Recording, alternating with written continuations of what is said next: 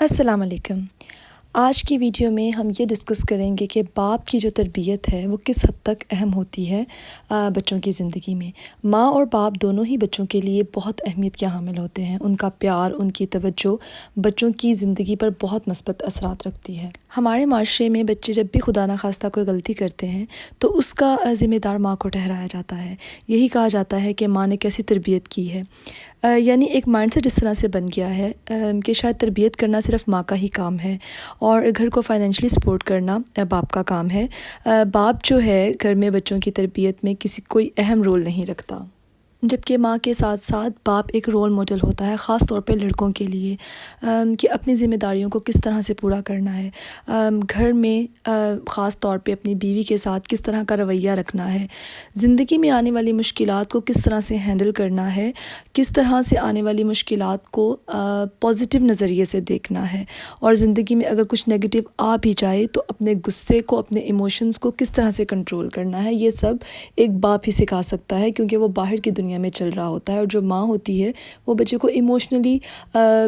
Handle کر رہی ہوتی ہے، گھر پہ اس کو ایموشنلی اسٹرانگ کر رہی ہوتی ہے، سپورٹ کر رہی ہوتی ہے۔ بچے اپنی ہر مشکل لے کے اپنی ماں کے پاس آتے ہیں، لیکن باہر کی دنیا ایکسپلور کرنے کے لیے باپ کا ساتھ ہر قدم پہ چلنا اور ان کے ساتھ مختلف گیمز کھیلنا، ان کے ساتھ مختلف ٹاپکس پہ بات کرنا، یہ سب بہت ضروری ہے۔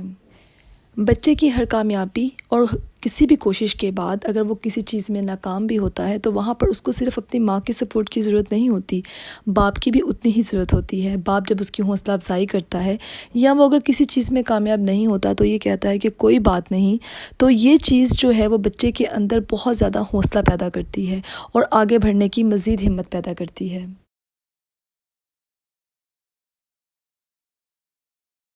جس گھر میں باپ دور رہ رہے ہوتے ہیں، باپ کا سایہ موجود نہیں ہوتا، تو اس گھر میں دیکھا گیا ہے کہ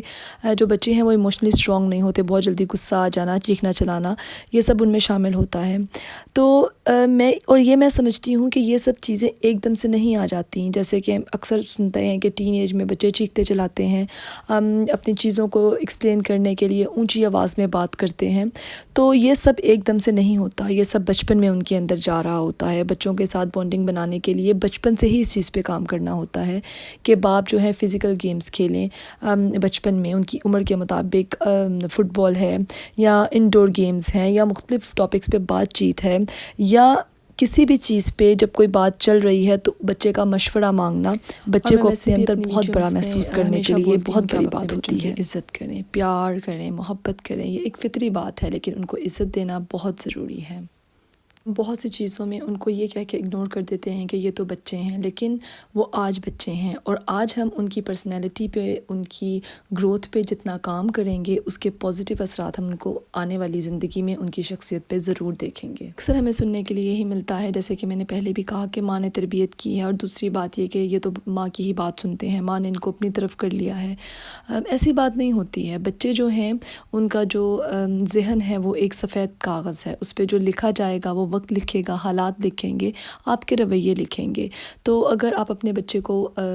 والد صاحب جو ہیں اپنے ساتھ اٹیچ رکھیں گے، ان کی پرابلم کو بے شک سارا دن کام کرنے کے بعد وہ جتنے بھی تھکے ہوں ان کو سنیں گے، تو ان کو بھی، بچوں کو بھی عادت رہے گی کہ اپنے مسائل، اپنی خوشیاں، اپنی کامیابیاں، سب کچھ ہم نے اپنے والد کے ساتھ ڈسکس کرنا ہے، اور یہ سب بچپن سے ہی چلتا ہے، تو ہی آگے جا کر بچے جو ہیں ان کی بانڈنگ مضبوط ہوتی ہے اپنے فادر کے ساتھ۔ جیسے جیسے وقت گزرتا ہے بچے بڑے ہوتے ہیں، ان کے مسائل بھی بڑے ہو جاتے ہیں، اور ایک ماں بھی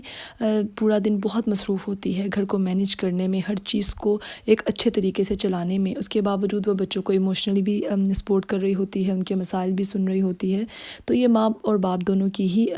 مل کر ایک کوشش ہوتی ہے کہ بچے ایک بہت ہی مضبوط شخصیت کے مالک ہوتے ہیں۔ اگلی ویڈیو تک کے لیے اجازت دیجیے، اللہ حافظ۔